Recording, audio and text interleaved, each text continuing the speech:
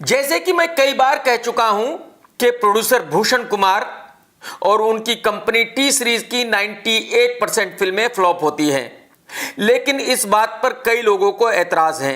वो समझते हैं कि मेरा भूषण कुमार से कोई झगड़ा है। देखिए, बॉलीवुड में मेरा किसी से भी कोई भी पर्सनल झगड़ा नहीं है। ना मैं किसी का दोस्त हूं, ना मैं किसी का दुश्मन हूं।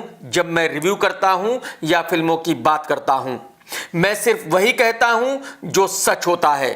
आज मैं 2019, 2020 और 2021 का रिकॉर्ड बताऊंगा और साबित करूंगा कि जो मैं कहता हूं वो सच है। वाकई ही टी सीरीज की 98% फिल्में फ्लॉप होती हैं। 2019 में टी सीरीज ने 15 फिल्में रिलीज की।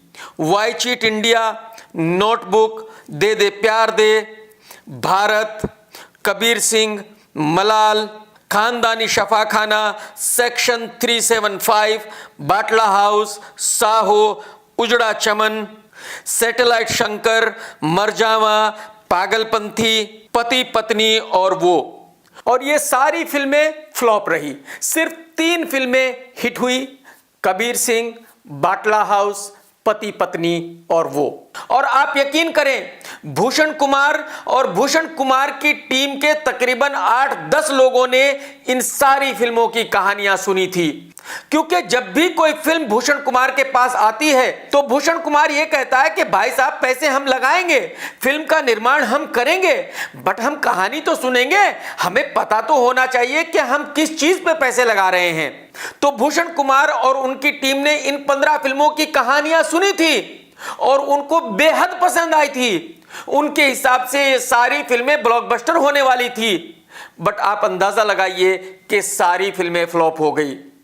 कबीर सिंह की तो कोई कहानी थी नहीं, जाहिर सी बात है। कबीर सिंह तो एक साउथ फिल्म थी, उसका रीमेक था, तो उसमें कहानी तो कुछ सुनाना था ही नहीं। भूषण कुमार साहब उसको सिर्फ प्रोड्यूस कर सकते थे, उसके बारे में कुछ कह नहीं सकते थे।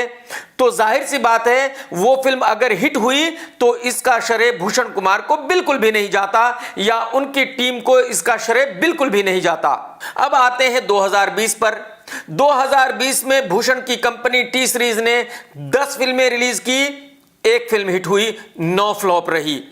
ये फिल्में थी इंदु की जवानी, स्ट्रीट डांसर, लूडो, मलंग, तान्हाजी, दुर्गामती, जय मम्मी दी, थप्पड़, शुभ मंगल, ज्यादा सावधान वगैरह वगैरह। इनमें से सिर्फ 1 फिल्म तान्हाजी हिट रही, बाकी फिल्में फ्लॉप रही। और तान्हाजी किसकी फिल्म थी? अजय देवगन की। जाहिर सी बात है, अजय देवगन तो अपनी कहानी भूषण को सुनाएगा नहीं।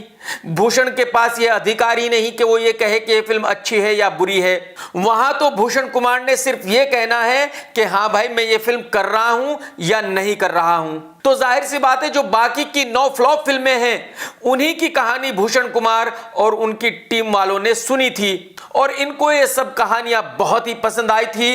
इनके हिसाब से ये सारी फिल्में ब्लॉकबस्टर होने वाली थी, बट सारी की सारी सुपर फ्लॉप रही। मतलब इससे साबित होता है कि जो कहानी भूषण कुमार और उनके स्टाफ मेंबर्स को पसंद आ जाए, वो समझ लो कि सुपर फ्लॉप ही होनी है। अब आते हैं 2021 पर।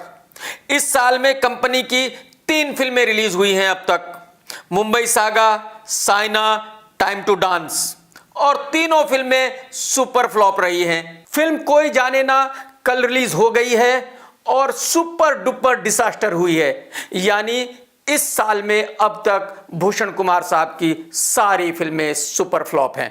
तो यानी कि इस साल भूषण कुमार का रिकॉर्ड 100% चल रहा है और मुझे उम्मीद है कि इस साल में जो बाकी भी उनकी फिल्में आने वाली हैं वो सारी सुपर फ्लॉप ही होनी है। और भूषण कुमार साहब एक ऐसा नया रिकॉर्ड बनाएंगे जो आगे 50 साल भी कोई प्रोड्यूसर तोड़ नहीं पाएगा। ये कारनामा शायद कोई भी निर्माता ना कर सके कि एक साल में जितनी फिल्में भी उसकी रिलीज हो, सबकी सब सुपर फ्लॉप हो जाए।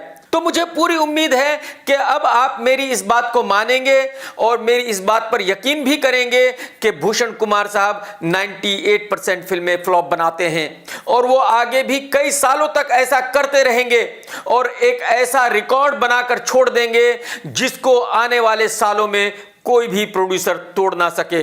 टेक केयर दोस्तों।